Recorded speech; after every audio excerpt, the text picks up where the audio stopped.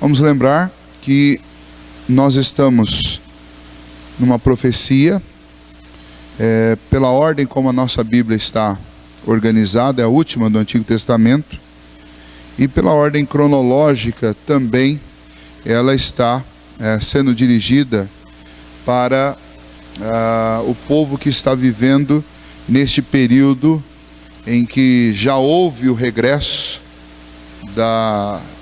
dos grandes períodos de exílio.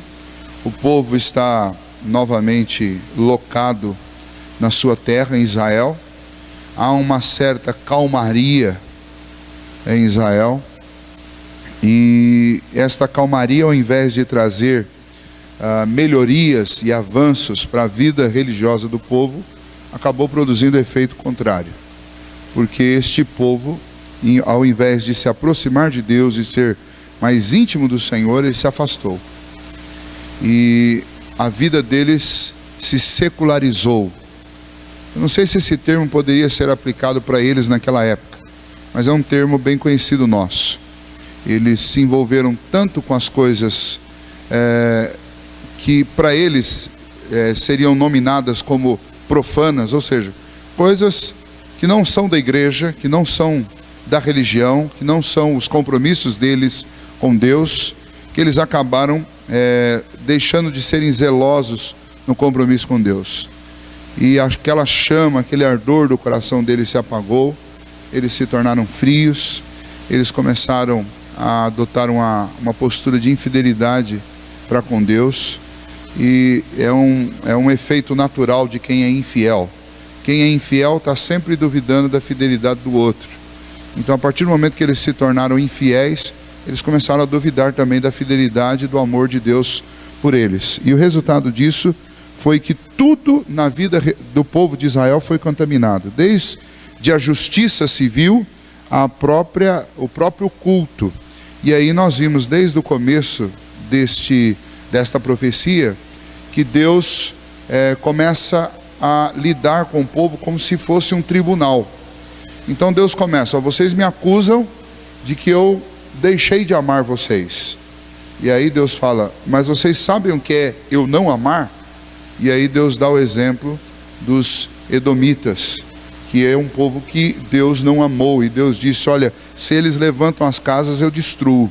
Se eles reconstroem, eu destruo de novo, porque eles são um povo contra quem eu estou sempre irado. O povo de Israel era o contrário. O povo de Israel era destruído pelas nações, e Deus os ajudava e eles reconstruíam. Eram destruídos e Deus os ajudava e eles reconstruíam.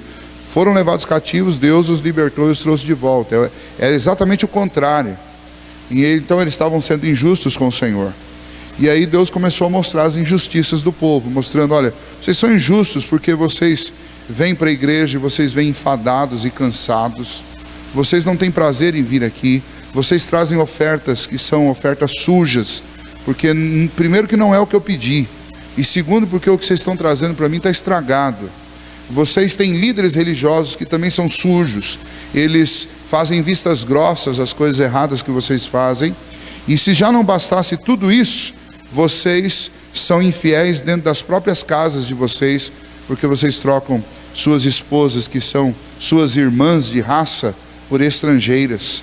Vocês abandonam aquela mulher da mocidade com quem vocês estabeleceram aliança perante mim, e trocam por mulheres estrangeiras. Eu estou enfadado de vocês. E então Deus pronuncia dura sentença contra eles. Deus, neste pronunciar de sentenças contra o povo de Israel, Deus diz que até os líderes deles, que eram para ser bênção para eles, se tornaram maldição para eles, porque esses líderes também estavam sendo infiéis. Muito bem, nós entramos agora no quarto julgamento que o Senhor faz, que é a partir do versículo 17. E este julgamento, ele começa com base numa acusação que o povo fazia contra o Senhor. E que acusação era essa? A acusação deles era o seguinte: onde está o Deus do juízo, o Deus da justiça? E aí eles afirmavam o que está aí no versículo 17, que Deus era um Deus que abençoava quem fazia coisa errada e não fazia nada por quem fazia tudo certo. Quer ver? Vamos ver a leitura do texto aí. Olha só a acusação que eles estão fazendo. Então todo o nosso estudo está montado em cima dessa acusação. Enfadais o Senhor com vossas palavras, e ainda dizeis: em que o enfadamos? Nisto que pensais. Qual que era o enfado?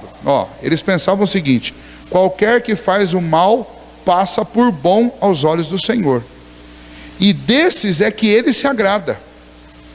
Ou uma outra frase que eles diziam é: onde está o Deus do juízo? Então eles fazem algumas acusações a Deus aqui, e o texto ele está montado da seguinte maneira. Você tem no texto quatro momentos. É como se fosse um tribunal dividido no momento em que um tribunal primeiramente é estabelecido. Deus fala, o povo contesta, Deus responde. Segundo, a acusação é formalizada, o povo faz a acusação. Terceiro, Deus faz a sua defesa. E quarto, Deus promulga uma sentença. Deus passa do banco dos réus a juízo e testemunha contra o povo. Então essas quatro partes do texto nós vamos tentar seguir aqui hoje à noite, embora é bastante coisa, mas eu vou tentar passar isso para a gente avançar um pouco no texto, uma vez que a gente já está bem acostumado com o contexto deles. Então nós começamos com o seguinte: nós começamos com uma acusação, é a primeira parte, versículo 17. Vamos ver algumas questões relacionadas ao caráter dos acusadores de Deus. Quem é que estava acusando Deus? Vamos ver. Primeiro, esses acusadores de Deus, eles poderiam ser classificados em primeiro lugar como pessoas ingratas. Por que eles eram ingratos? Ora, basta que a gente lembre um pouquinho da história de Israel. Não preciso nem viver lá em Israel, eu só preciso lembrar um pouquinho da história de Israel para eu entender que esta reclamação que eles estavam fazendo é fruto de um coração ingrato. Porque mais do que Deus já tinha feito por eles, e recentemente Deus tinha devolvido a eles uma terra que eles já tinham perdido, e Deus os trouxe de volta para ali. Deus permitiu que através de Neemias e Esdras, tanto as cidades, quanto também a vida religiosa deles fosse reconstruída. Deus permitiu para eles um tempo de paz. Deus deixou com Israel um conteúdo, que é o conteúdo que nós temos hoje no Antigo Testamento. Eles são os receptores disso. Deus ainda estava falando com eles através de profecias. Então eles estavam sendo, com essas reclamações, extremamente mal agradecidos. Eram mal agradecidos porque eles acusavam Deus de não os amar enquanto Deus os amava. Eram mal agradecidos porque na hora de trazer as ofertas que Deus tinha exigido deles, que é pouco perto de tudo que Deus dava, eles traziam a coisa pela metade. Eles eram mal agradecidos, era um estilo de vida deles, a falta de gratidão. E a gente tem que tomar muito cuidado para que isso não seja o nosso estilo de vida também. Vou citar aí de vez em quando alguns exemplos da Coreia, mas ontem eu passei um vídeo para os presbíteros que estavam aqui, uma palestra lá de um presbítero coreano, presbítero em disponibilidade já, mas não só a palestra dele, mas as pregações, tudo que nós ouvimos lá, a maioria das frases, elas terminam com cansar mindar. E o que significa essa frase, cansar mindar? É uma frase longa com uma palavra curta: obrigado. Obrigado. E a cultura do coreano, não o coreano cristão, mas a cultura do coreano é uma cultura de gente muito agradecida. Então o sujeito, ele está vendendo, ele está fazendo um favor para você, ele está trabalhando para você, e ele está constantemente olhando para você e falando: cansar me dá, cansar me dá. E nos discursos deles, quase que no final de quase todas as frases aparece essa palavra cansar me dá. É um sentido de gratidão. Não é exatamente a nossa palavra obrigado, porque é um sentimento. Ele está conversando com você e ao mesmo tempo ele está dizendo que ele é agradecido a Deus e é agradecido a você que está ouvindo o que ele está falando. É uma cultura de gratidão. As pessoas são extremamente agradecidas. E é estranho quando a gente chega lá. Então o Breno, que era o nosso condutor, ele falava assim: vocês precisam aprender a dizer obrigado por tudo, porque brasileiro tem a mania de ser mal agradecido. A gente não fala obrigado, a gente acha que as pessoas têm a obrigação de fazer as coisas para a gente. Então este povo aqui, então eu convivi com isso lá, e é muito gostoso você viver numa sociedade onde as pessoas são agradecidas, porque Tudo que você faz nessa sociedade tem valor. E diferente da nossa, que às vezes você faz uma coisa grande e ninguém enxerga. Lá não, lá tudo que você faz, desde que seja uma coisa pequena, é observado e é louvado. Nesse sentido, isso é muito gostoso conviver assim. Essa sociedade, a sociedade de Israel, é uma sociedade mal agradecida. Eles não enxergavam o que Deus tinha feito. Eles tinham memória curta para saber o que Deus tinha feito. Nesse sentido, acredito que nós somos muito parecidos com eles. Mas não só isso. O que eu posso dizer mais sobre esses acusadores?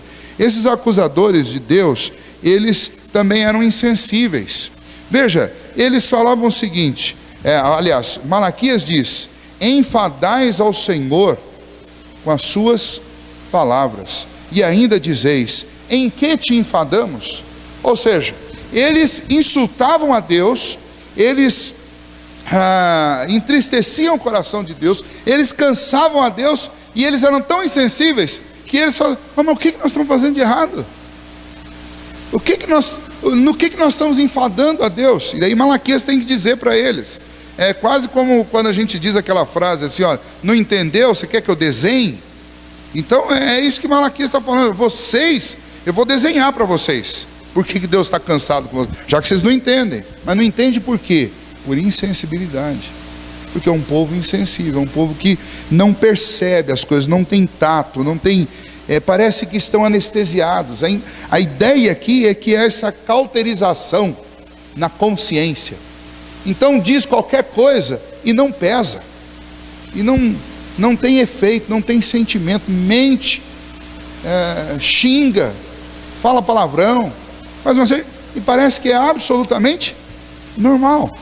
Então esses acusadores de Deus eram insensíveis a tal ponto que eles diziam coisas absurdas para Deus, a respeito de Deus, e eles ainda perguntavam: mas por que Deus está enfadado conosco?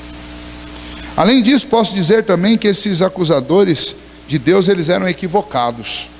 Por que eles eram equivocados? Primeiro, porque o assunto central, vai ver na resposta que Deus vai dar para eles, eles tinham uma expectativa sobre o Messias, porque todo o Antigo Testamento tem uma promessa que começa lá em Gênesis, e ela vai se repetindo ao longo do Novo Testamento, do Antigo Testamento o tempo todo, que é a promessa messiânica. A promessa, aquela que iniciou lá, que da semente da mulher nasceria um que esmagaria a cabeça da serpente. Essa promessa ela vai sendo reeditada e ensinada e esperada, e a expectativa vai cada vez aumentando. Só que eles eram tão equivocados que eles diziam: onde está o Deus do juízo? O que eles queriam dizer com isso aí no versículo 17? Eles queriam dizer para Deus o seguinte: cadê o Messias que o Senhor prometeu?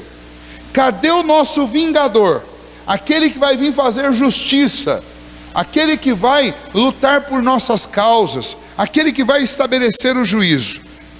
E isso conta muita coisa a respeito desses acusadores, porque a expectativa deles era a seguinte: a expectativa deles é que Jesus viesse para restabelecer o reino de Davi, que Jesus viesse para estabelecer Israel como uma nação autônoma, talvez como um império. E essa informação, ela se comprova quando Jesus vem e os discípulos e aquela multidão que seguia Jesus se convence de que ele era o Filho de Deus. Qual que é o pedido e a expectativa deles? Que ele desbanque os romanos lá da Palestina, tire.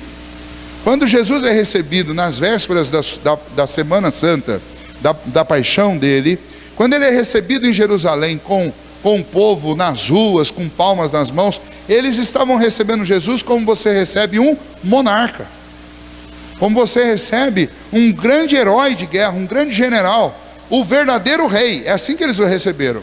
Por que Jerusalém recebeu Jesus dessa maneira? Porque a expectativa deles é que ele clamaria ao Pai, o Pai enviaria anjos, e com o poder dele, e ele expulsaria Roma lá de Israel, lá de Jerusalém. E quando você tem Judas, por exemplo, nós estudamos bastante isso no livro de Marcos, cometendo aquela traição, alguns tentam defender Judas, dizendo que o que Judas estava fazendo era tentando provocar uma situação. Porque na mentalidade dele ele imaginava que Jesus, sendo tão poderoso como ele já tinha visto Jesus fazer coisas extraordinárias, quando os soldados viessem prendê-lo, ele se revelaria em seu poder. Eu tenho dificuldade de acreditar nisso, porque Judas comete atos de traição tão vergonhosos, como nós vimos nesse último domingo, quando nós falamos sobre o fato dele vir beijar Jesus no rosto, entregar Jesus com um beijo, se colocar na mesma posição de Jesus e traí-lo dessa forma. Mas este era um sentimento muito comum entre os judeus. E muitas vezes, quando Jesus foi explicar o que era o reino, ele teve que confrontar esta ideia, porque o povo tinha uma ideia de um reino terreno, político, geográfico estabelecido, e Jesus tinha que dizer para eles: não, vim estabelecer um reino espiritual. Então, o que eu posso dizer sobre esses acusadores de Jesus, de Deus aqui? Que eles são um povo equivocado. Por quê? Porque eles estão clamando que Deus envie um Messias que expurgue da terra deles completamente aqueles inimigos que ainda estavam ali. Eles estavam de volta na sua terra, mas havia ali a presença ainda de persas, havia a presença de gregos, e depois vai definitivamente haver a presença de romanos ali.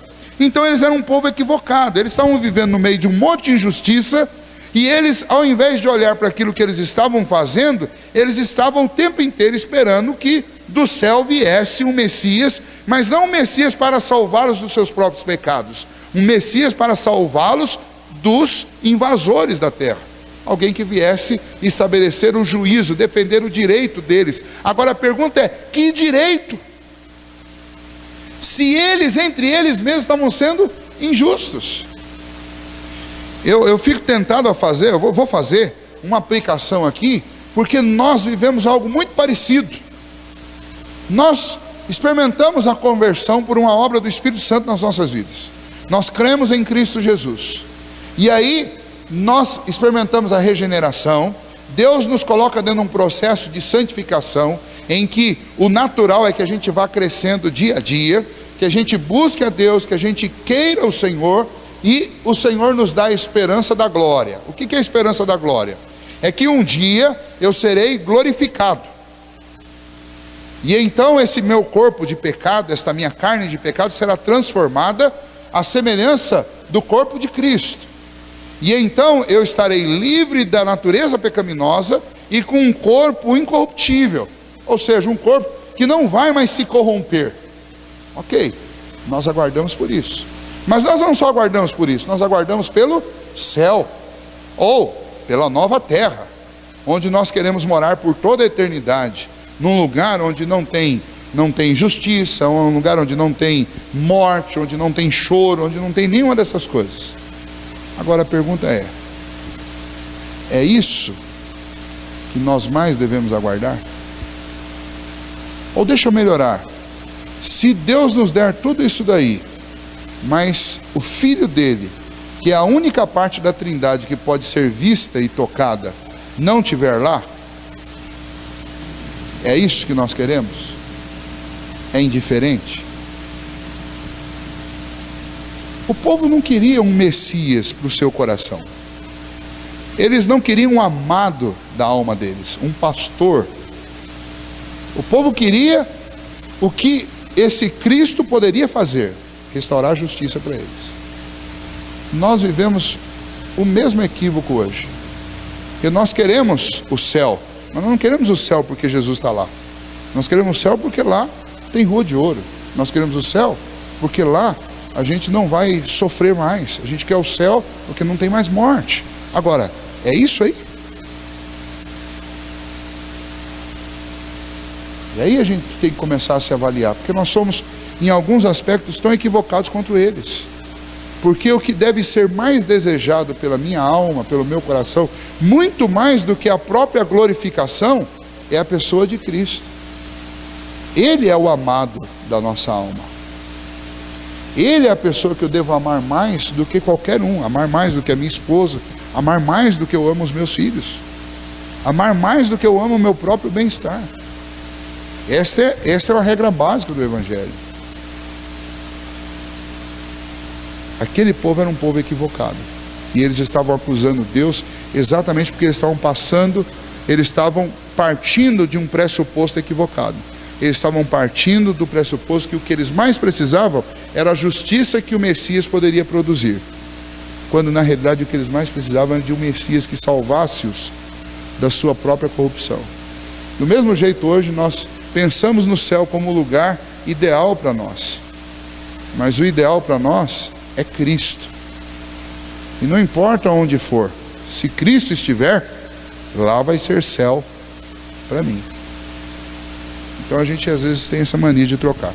Mas, vamos lá. Bom, nós vimos a característica desses acusadores. Agora vamos ver um pouquinho sobre a acusação que eles fizeram. Ainda no versículo 17. Primeira acusação que eles fizeram: Deus foi acusado de ser passivo diante do que acontece no mundo. Essa é a primeira acusação. Veja lá, vamos reler o versículo novamente. Versículo 17: Enfadais o Senhor com vossas palavras, e ainda dizeis: em que o enfadamos? Nisto que pensais. Aí o Malaquias vai mostrar o pensamento deles.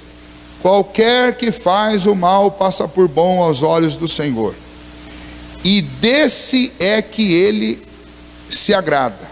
Ou, onde está o Deus do juízo? Em outras palavras, Deus não está nem aí para nós, não. Nós estamos sendo injustiçados, mas Ele se agrada do que faz a injustiça. Nós não temos justiça. Então, o que eles estão acusando Deus? Eles estão acusando de Deus estar completamente alienado deles, alheio aos problemas deles. O ponto crucial dessa acusação é a prosperidade do ímpio. O que mais estava incomodando era o quê? Os ímpios estavam indo bem. Os ímpios estavam indo bem. E isso para eles era sinal de que Deus não estava nem aí. Mas se nós voltarmos, não vou usar esse salmo aí, João, mas eu vou usar o Salmo 73. Se nós pegarmos o Salmo 73, o que está acontecendo lá com Asaf? Asaf está indignado, por quê? Porque os ricos prosperam. Os ímpios, perdão, porque os ímpios prosperam. Ele está indignado por causa disso.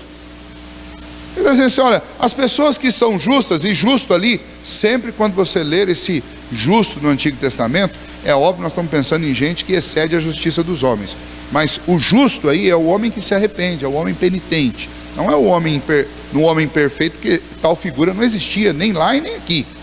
O justo aqui é o homem penitente, é o homem que busca a Deus, é o homem que se arrepende dos seus pecados, é o homem que está tentando cumprir a lei de Deus. E Asaf está lá, se você ler Salmo 73, de 1 a 15, você vai ver que Asaf está indignado. Ele está indignado por quê? Porque os ímpios estão prosperando, e aqueles que tentam ser justos, parece que a vida para eles é cada vez mais difícil. Mas daí, quando chega no versículo 17, Asaf conclui o seguinte, ele diz: até que entrei no santuário de Deus e atinei para o fim deles. Aí ele acordou, ele falou: não, mas peraí, eles estão indo bem aqui, mas o que é esta vida? É transitória, é breve, segundo as Escrituras não passa de um breve pensamento. E o que vem depois disso? Eles estão com a sua confiança e o seu coração completamente nas suas riquezas. E então, nesse sentido, as riquezas para eles estão sendo um inimigo perverso, que está encaminhando-os para um caminho de morte. Então, quando Deus permite que estes ímpios prosperem, na realidade Deus os está sentenciando à morte, porque quanto mais eles prosperam, mais o coração deles se põe nas coisas que eles adquirem, e quanto mais o coração deles se fia nas coisas que eles adquirem, mais longe de Deus. E quanto mais longe de Deus, mais sentenciados eles estão à morte eterna. Então, nesse sentido, quando Deus não permite a prosperidade para um justo, sabendo de repente que esse justo, na prosperidade, abandonará Deus e colocará o coração nas riquezas, a miséria desse justo é uma grande bênção de Deus para ele. Por quê? Porque o livra de perder o coração com o engano das riquezas. Então, Asaf percebe isso, e isso livra Asaf daquela perturbação que ele estava sentindo com a prosperidade do ímpio. E aqui o ponto é o mesmo. eles estão julgando e acusando Deus de ser um Deus insensível com as necessidades deles, um Deus indiferente com as necessidades deles, quando na realidade esse Deus está dando, quando o ímpio prospera, dando corda para o ímpio se enforcar. Mas eles estavam sendo completamente insensíveis, e eles estavam acusando Deus de ser um Deus alheio, e deixa o mundo solto, e deixa as coisas acontecendo como elas querem. A segunda acusação que eles fazem é acusar Deus de ser parcial e imoral em seu julgamento. Aí fala, mas está aí? Tá, veja só. Eles falavam o seguinte: qualquer que faz o mal passa por bom aos olhos do Senhor, e desse é que ele se agrada. O que eles estão julgando Deus? Estão dizendo, Deus não tem ética, Deus não tem um princípio de imparcialidade. Deus faz vista grossas a um e Deus pega no pé do outro. Ou seja, Deus fica contente com quem faz coisa errada. Olha a acusação. Eles estão chamando Deus de um Deus imoral. Imoral. Os crentes dos dias de Malaquias não apenas acusavam Deus de não fazer nada por eles, mas também de ser um Deus passivo diante dos erros, como um grande espectador, mas também um Deus que tinha prazer naquilo que acontecia de imoral e de antiético dentro da sociedade. Eu posso dividir essa acusação aqui, dentro dessa questão de ser imoral e parcial, eu posso dividir isso daqui em pelo menos 3 partes. Primeiro, Deus é acusado de impunidade no julgamento de quem? No julgamento do ímpio que prospera.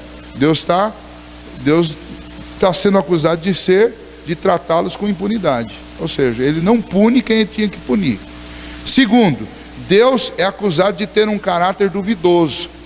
Um cara duvidoso. Bom, se ele está se agradando do cara que faz tudo errado, então será que esse caráter de Deus é tão reto assim?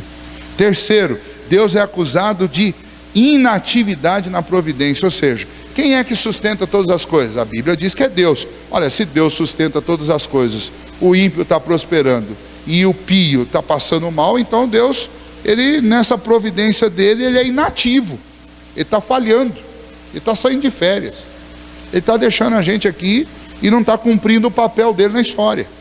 Então eles estão acusando Deus do quê? Dessas duas questões, de ser passivo, de ser insensível, indiferente com o que está acontecendo, e também acusando Deus de ser parcial e imoral, um Deus antiético, um Deus que pune quem não precisa e não pune quem precisa. Bom, esta é a acusação. Terceira parte do texto para nós.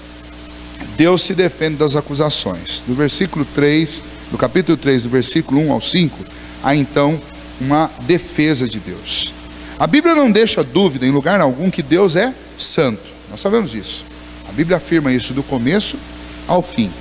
Que Ele tem controle da história, porque Ele também é soberano. A Bíblia também deixa isso claro, do começo ao fim. A Bíblia diz claramente também que Deus a seu tempo manifestará o justo juízo sobre todos. Nós também sabemos disso. Contra todos que perverteram e quebraram os princípios da sua lei, Deus promulgará uma sentença. É inequívoco isso. Então, diante disso, como é que alguém pode perguntar, onde está o Deus do juízo? Ou como alguém pode fazer acusações desse tipo para Deus? O povo incrédulo perguntava, onde está o Deus do juízo?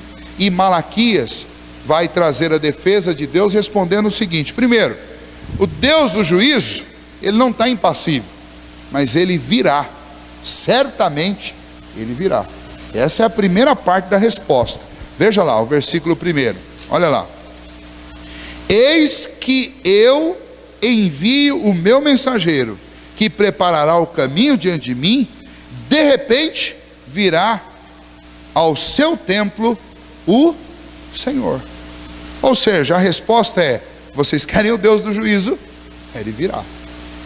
não do jeito que eles esperavam, como alguém que viesse implantar um reino político, um reino geográfico, um reino estabelecido no tempo e na história. Não, virá o rei, e ele vem estabelecer uma justiça que não era a justiça que eles estavam imaginando e nem querendo. Então a resposta é: Deus não perdeu o compasso da história. O juízo virá, o Deus do juízo, ele virá. Deus enviará um mensageiro, esse mensageiro vai preparar o caminho, e então, de repente, o Senhor virá. De acordo com o verso 1, Malaquias está dizendo que Deus está com as rédeas da história nas mãos, tudo está sob o seu controle, ele não é pego de surpresa em hipótese alguma.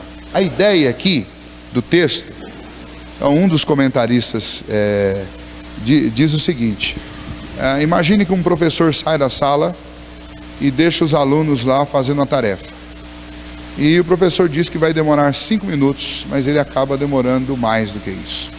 Então, quando dá 7 minutos, alguém lá da sala começa a falar assim: o professor não volta mais. Aí levanta e começa a conversar.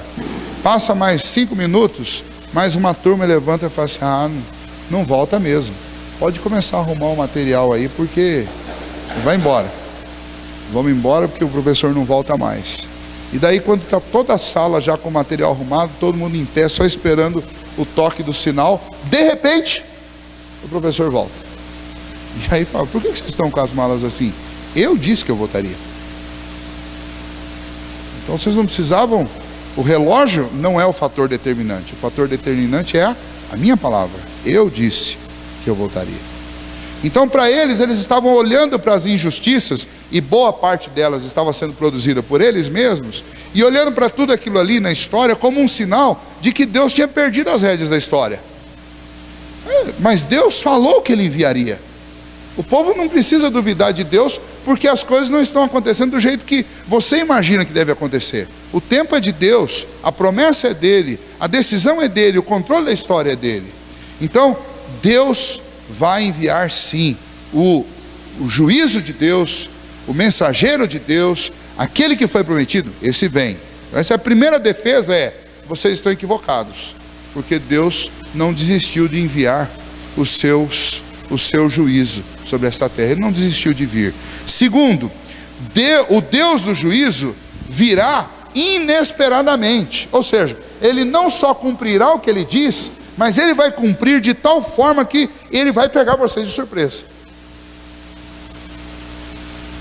E então o versículo diz: de repente virá ao seu templo o Senhor, a quem vós buscais. Vocês querem o Senhor do juízo? Ele virá, mas ele não vai vir quando vocês estiverem preparados. Ele vem de repente. E aliás, ele veio de repente para o povo lá, e ele virá muito mais de repente para nós.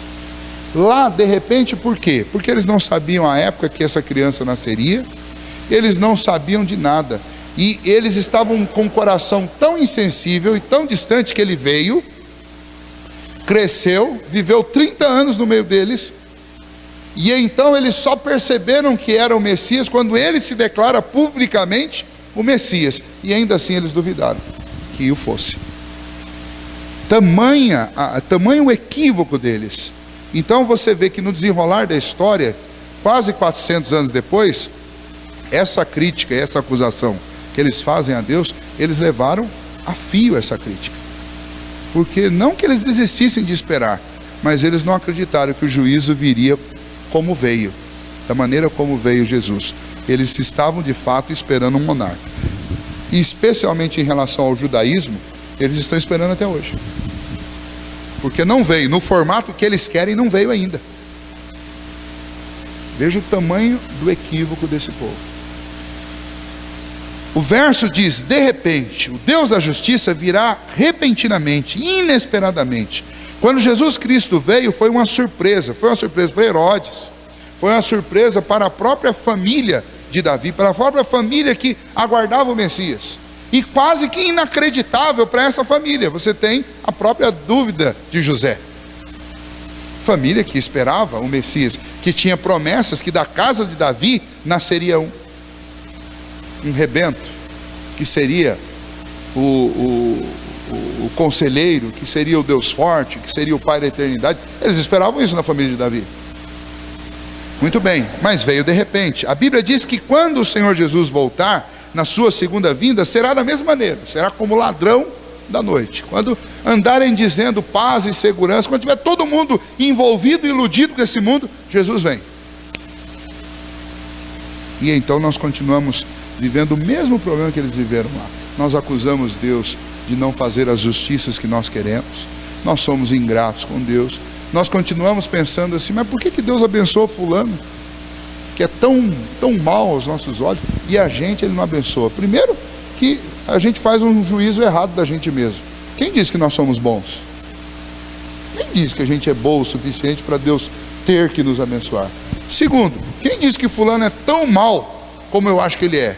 Terceiro, o que Deus está dando para ele de prosperidade é bênção ou é uma maldição? A gente tem a mania de achar que bênção é só quando a gente recebe coisas boas. Vamos lembrar quando nós estudamos Efésios lá, qual a definição de bênção? A definição de bênção é ter um nome limpo. Ter um nome limpo significa qual que é a maior bênção que nós podemos ter? Está lá em Efésios. Porque Ele nos abençoou em Cristo Jesus com toda a sorte de bênçãos espirituais. Ou seja, Ele limpou o meu nome na glória. Não tem nada que Deus possa me dar ou deixar de dar aqui na minha vida terrena que se compare à bênção que Ele me deu quando Cristo lavou o meu nome com o seu próprio sangue. Ele limpou meu nome na glória. Significa o quê? Significa que no céu meu nome está limpo. Meu nome está escrito no livro da vida. E no dia que os meus olhos se fecharem aqui, eu vou para lá. Agora, quando Deus me concede aqui uma aflição e um tormento, para que eu melhore, para que eu avance em direção àquilo que eu tenho que ser, o que Deus está me dando é uma bênção ou uma maldição? É uma bênção. O próprio Senhor Jesus disse, olha, é melhor você entrar sem um olho no céu, do que você ir com os dois para o inferno. É melhor você entrar sem um braço ou sem uma perna no céu, do que você ir com os dois para o inferno. O que ele está dizendo? Ele está dizendo assim, luta e provação não é coisa ruim. Porque às vezes você precisa. É para o nosso amadurecimento. É para nos livrar de algumas coisas que de repente elas vão nos lançar num mar de perdição. Então a gente precisa entender muito bem isso. Também não significa que quando Deus dá só coisa boa para alguém, fala assim, esse daí tá. Porque senão a gente começa a julgar, Deus vai falar assim, fulano está indo bem. Então, coitado, está indo para o inferno. Não significa. Deus sabe para quem Ele dá cada uma das coisas. Eu não sei quem aqui tem mais de um filho, eu só tenho um, é difícil para eu falar. Mas quem tem 2, 3, 4 filhos aí sabe muito bem que tem coisa que dá para dar para um filho e tem coisa que não dá para dar para o outro. A Sibeli tem uma família muito próxima dela, que é da minha tia Cleide. Eu chamo ela de tia também, né? Da tia Cleide. E a tia Cleide tem 3 filhos.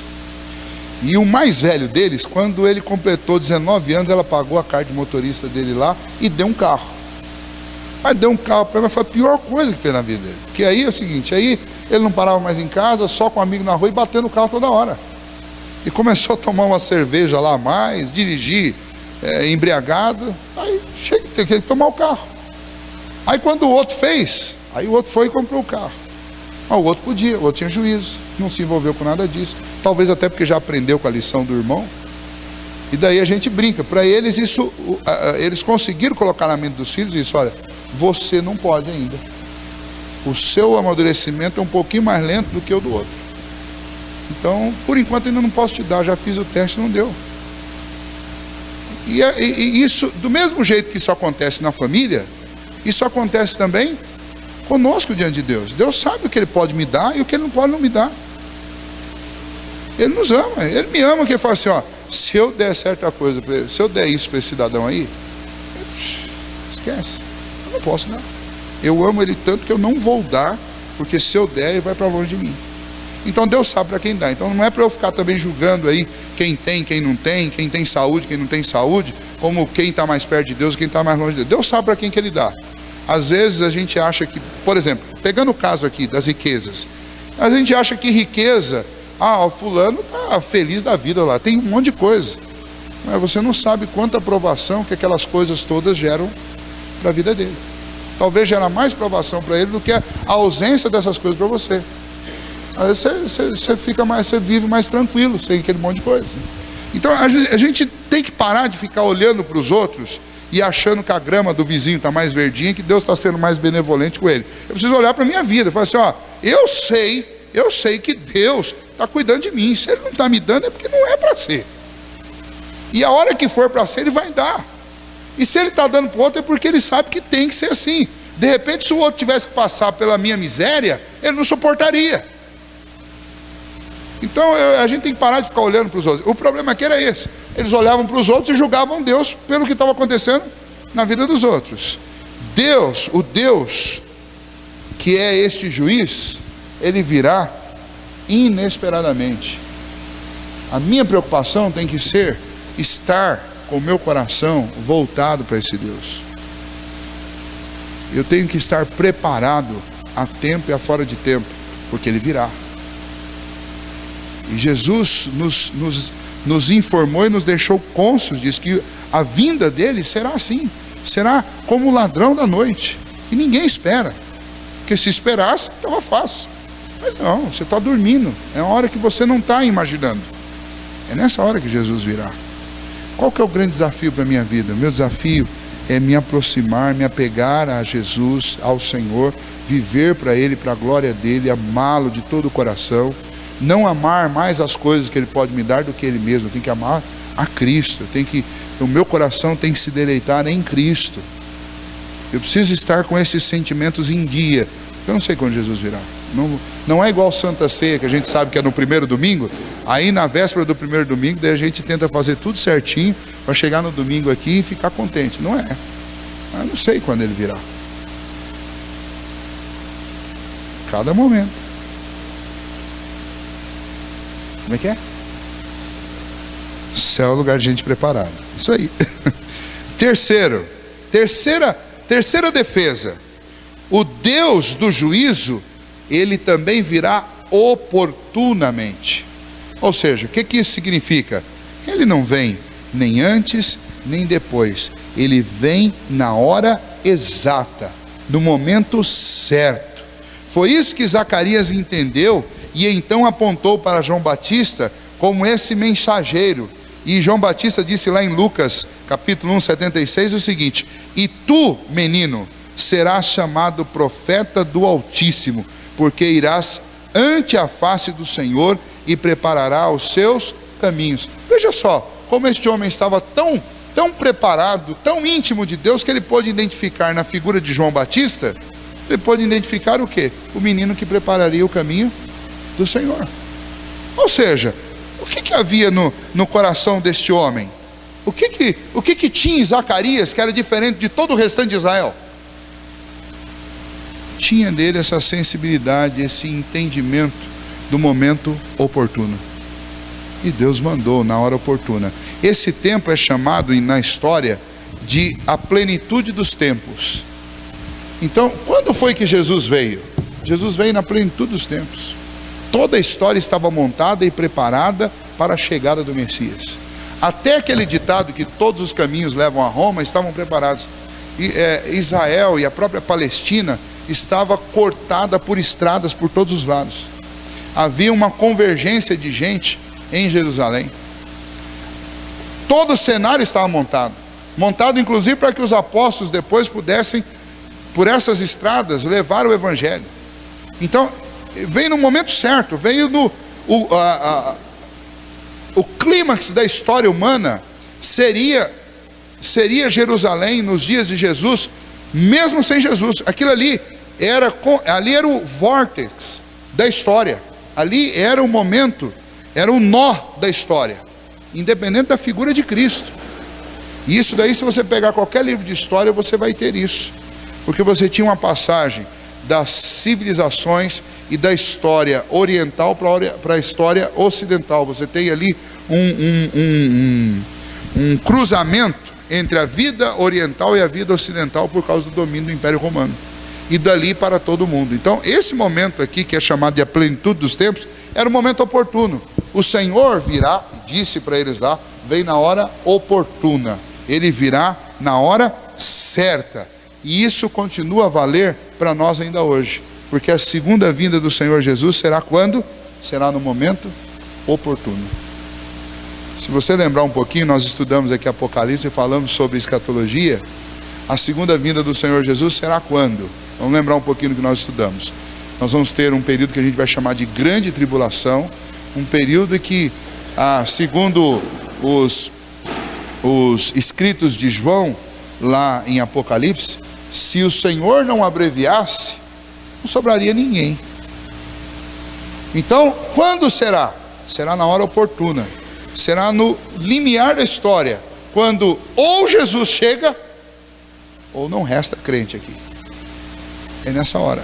A vinda do Senhor Jesus, a vinda do Deus justo, é sempre uma vinda oportuna. A vinda será majestosa? Será. Naquela época foi, e na segunda vinda também será. Ele descerá do céu sobre as nuvens com poder e grande glória. Majestoso por quê? Porque todo olho o verá e distinguirá Cristo dos homens. É impossível confundi-lo. Não acontecerá mais o que aconteceu lá em Jerusalém, de duvidarem dele. E aliás, a dúvida a respeito dele foi até a hora da crucificação.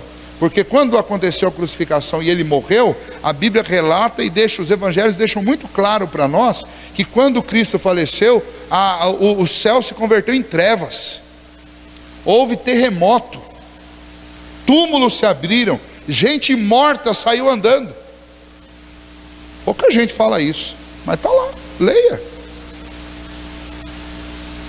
E na sua ressurreição, os apóstolos viram.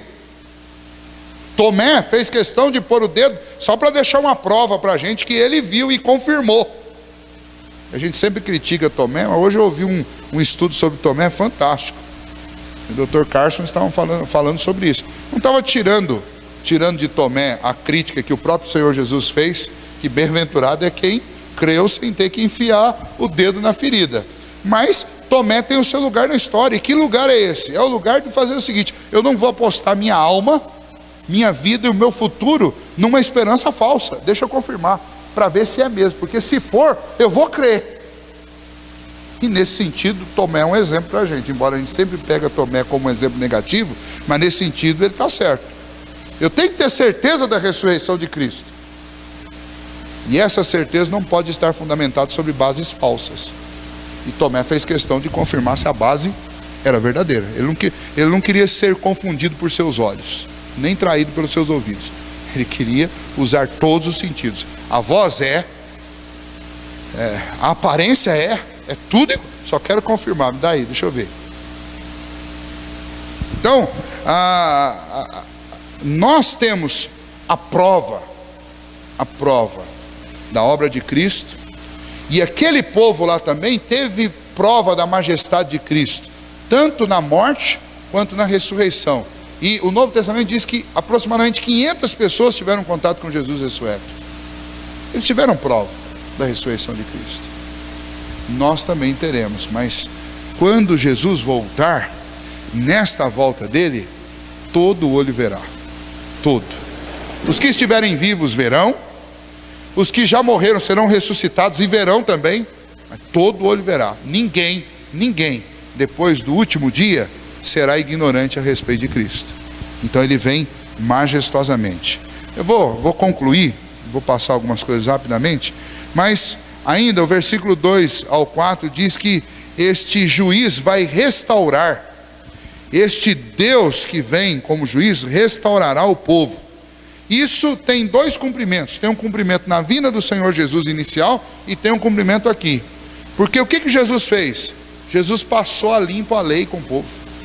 Quando Jesus pega o sermão da montanha, quando Jesus reexplica a lei para o povo, o que Jesus está fazendo? Ele está restaurando o povo dos seus desvios. Quando Jesus vai lá no templo e desce a chicotada nos vendedores lá do templo, o que ele está fazendo? Ele está restaurando. Mas isso é muito mais profundo do que nós imaginamos. E aqui Malaquias diz, olha, por que ele vai restaurar? Porque ele vai fazer coisas com o povo que o povo não imagina. E aí o próprio texto aí diz: quem subsistirá quando chegar o Senhor? Por quê?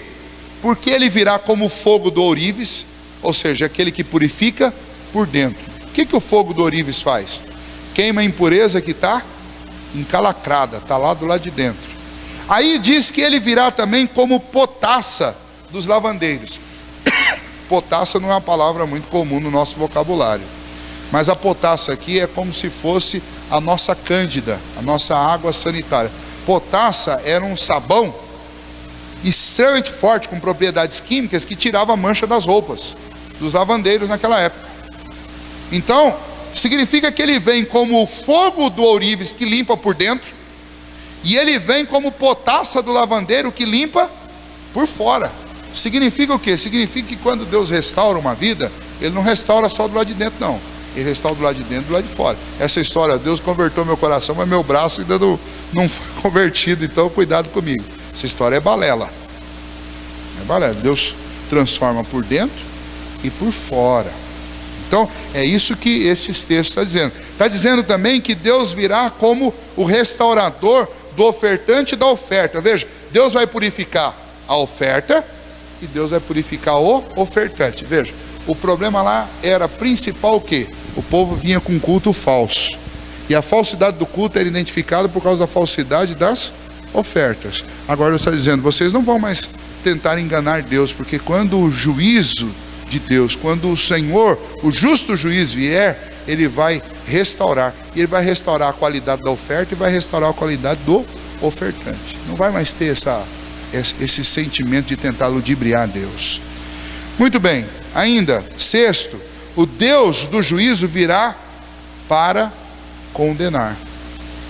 O mesmo juiz que vem trazer graça e misericórdia para aqueles que o Pai escolheu, ele vem trazer também condenação.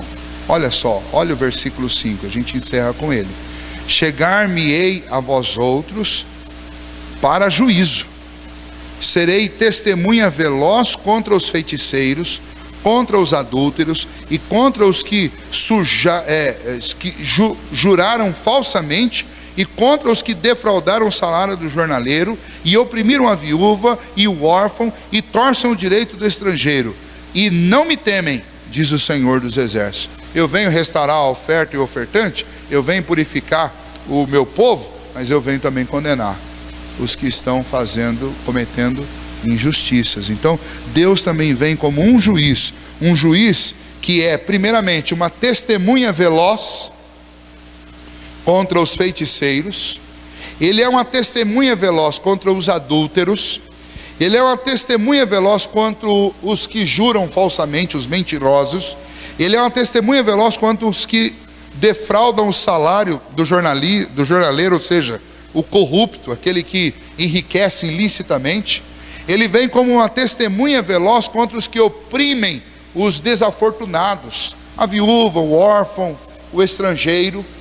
Então o próprio Deus passa de réu a testemunha e também juiz contra esses que praticam injustiça. Então o povo está dizendo: olha, as pessoas fazem coisas más e Deus parece que gosta delas. Não gosto delas. E um dia eu vou julgá-las, e velozmente eu testemunharei contra elas. Então, em outras palavras, Deus está dizendo assim: olha, vocês falaram e me acusaram, eu me defendi, e eu inclusive nessa defesa mostrei o engano de vocês e mostrei a solução para o engano de vocês. Agora, quanto àquilo que vocês falaram de eu fazer vistas grossas, não é assim não. Porque quando o meu juízo vier sobre vocês, ele tanto restaurará quem tem que ser restaurado, quanto ele também condenará quem tem que ser condenado. Em outras palavras, Deus está dizendo assim: ó, eu sou o juiz, e eu também sou a testemunha. Então, é como se Deus dissesse: faça o que é a parte de vocês, e não venham querer se intrometer e me ensinar o meu trabalho. Num jeito bem nosso de dizer. Não venha querer fazer o trabalho de Deus, deixa que Deus sabe fazer o trabalho dele, né? Então na conclusão, algumas aplicações para a nossa vida aí. Os acusadores, isso acaba acontecendo via de regra, os acusadores de Deus terminaram no banco dos réus. Então cuidado, não tente colocar Deus contra a parede. Deus sabe o que está fazendo. Talvez hoje você não compreende o que Deus está fazendo. Às vezes a gente não entende mesmo. E é bem plausível isso, porque nós não conhecemos a mente de Deus. A Bíblia diz que os pensamentos de Deus são mais elevados do que os nossos, os caminhos dele são mais elevados do que os nossos. Nós não conhecemos. Quem penetrou a mente do Senhor? Ninguém. Eu preciso me humilhar diante de Deus e falar: Senhor, eu não estou entendendo nada do que o Senhor está fazendo. Eu só quero uma coisa: me ajude a te amar de todo o meu coração. E o Senhor faz as coisas do jeito que o Senhor quiser fazer, porque o Senhor é perfeito, eu não sou. A gente precisa aprender a ter essa mansidão e esse contentamento debaixo do governo de Deus da história. Segundo, nós devemos lembrar que a causa da condenação destes homens aqui, especialmente, ela é declarada por Deus. Eles são condenados porque eles não temeram a Deus. Eles não temeram a Deus. E no seu destemor, eles acusaram Deus. No seu destemor, eles se tornaram feiticeiros, adúlteros, mentirosos. Eles se tornaram corruptos, exploradores, opressores. Mas tudo isso começa com o quê? Começa com a falta de temor a Deus. E eu temo que nós estamos vivendo num tempo em que as pessoas estão perdendo temor a Deus. Estão perdendo? Não, já perderam. E na maioria das vezes nós temos mais temor de homens do que de Deus.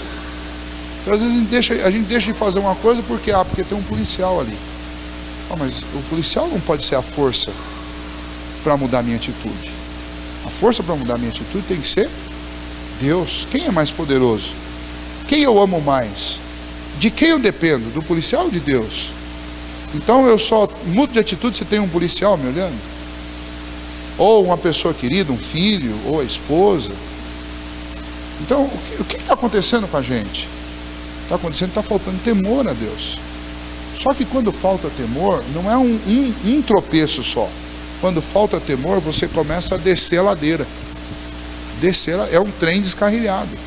Porque com a ausência de temor, começa a vir todos esses outros pecados que a gente vai fazendo como se Deus não existisse. Como se não existisse juiz. E a gente precisa restaurar esse temor no nosso coração. E aí eu vou fazer uma outra citação. Como é que eu restauro o temor no coração? Eu só temo e respeito uma pessoa com quem eu convivo, com quem eu tenho intimidade. Então o que nós precisamos? Eu preciso de vida de oração e intimidade com Deus. Sem vida de oração e intimidade com Deus, leitura da Bíblia, nunca nós vamos temer Deus. Primeiro, porque a gente não conhece. Segundo, porque a gente não ama. Porque a gente não tem intimidade. A gente não sabe o que Ele gosta, o que Ele não gosta. A gente não sabe o que o ofende e o que o agrada. E o resultado, o que é? É que eu acabo fazendo coisas que são completamente opostas àquilo que Deus gosta, opostas àquilo que Deus odeia. Então eu preciso de intimidade com Deus, e para ter intimidade com Deus eu preciso de oração, e eu preciso de leitura da sua palavra.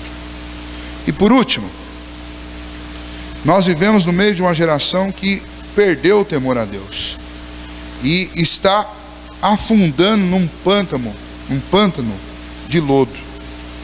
No meio das nossas igrejas existem pessoas que também perderam o temor a Deus. E a exortação de Malaquias para nós é uma exortação baseada na profecia. Jesus voltará. Jesus voltará. O justo juiz virá. E ninguém vai passar impune. O fato de estar dentro de uma igreja ou ter o nome no hall de membros de uma igreja não vai ajudar ninguém. A gente precisa pensar nisso. Como está o meu relacionamento com Deus? Não estou falando do seu relacionamento com a igreja. O seu relacionamento com a igreja, você vem semanalmente, você cumpre seus deveres. A questão é, como que está o seu relacionamento com Deus? Como que está o meu relacionamento com Deus? Porque não é a igreja que vai me julgar no último dia. Mas é o justo juiz, Jesus. Então, a questão é, como que eu estou me relacionando com Ele? Feche os olhos, nós vamos orar. Senhor Deus, obrigado, ó Pai, pelo alerta da Tua palavra. Esta profecia dada, ó Deus, pelo Senhor a Malaquias, para que ele, ó Deus, profetizasse ao povo de Israel, ela é muito atual e ela serve muito para nós. Porque nós vivemos num tempo também, ó Deus, que muitas vezes nós acusamos o Senhor, nós duvidamos do Senhor, nós levantamos os olhos e perguntamos por quê, ou até quando. E, ó Deus, nós esquecemos qual é o nosso verdadeiro lugar, e nós, ó Deus, tiramos os olhos da nossa verdadeira miséria, começamos a querer culpar o Senhor e a julgar o Senhor.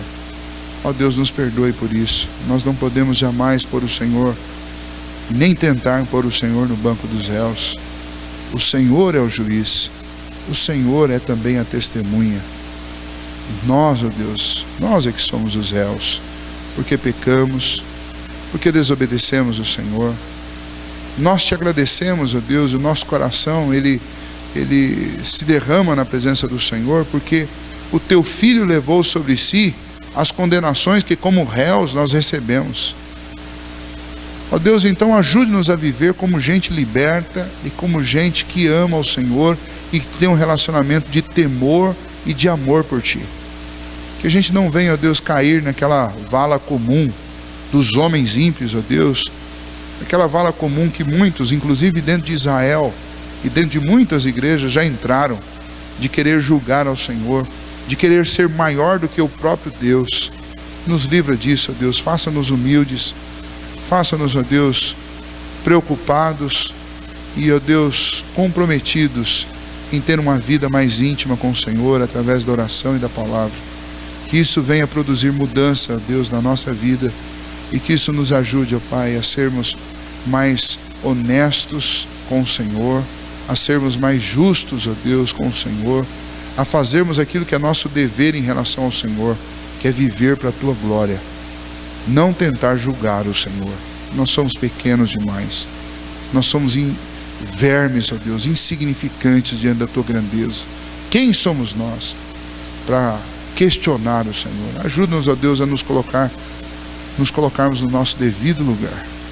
Pedimos isso, ó Deus, pedimos que essas palavras elas possam produzir em nós, ó Deus, mudanças, que a gente possa ter uma vida, ó Pai, mais humilde diante do Senhor. É a minha oração nesta noite, em nome de Jesus. Amém, Senhor.